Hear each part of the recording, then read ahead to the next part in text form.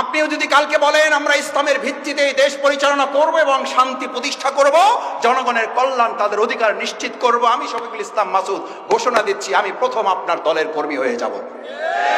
আপনি নেতাই থাকবেন। জামাত ইসলামী পদ পদবী নেতৃত্ব প্রধানমন্ত্রী এমপি আর দেশ চালাবা রাষ্ট্রপতি হওয়ার জন্য রাজনীতি করে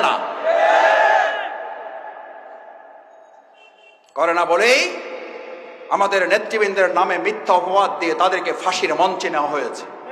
হাসতে হাসতে ফাঁসির মঞ্চে গিয়ে এই কথা ঘোষণা করেছেন আমাদের রক্ত এক সময় বাংলাদেশে ইসলাম প্রতিষ্ঠার জন্য সহায়ক হবে। তারা পদ পদবী চাইলে মাওলানা দেলোয়ার হোসেন রাহিমাহুল্লাহ তাকে ফাঁসির মঞ্চে নেওয়ার জন্য সব আয়োজন তারা করেছিলেন। আল্লাহ ফয়সালা দিয়েছেন তোদের হাতে তাকে ফাঁসি দেওয়া না। কি অপরাধ ছিল তার? কি বলতেন তিনি?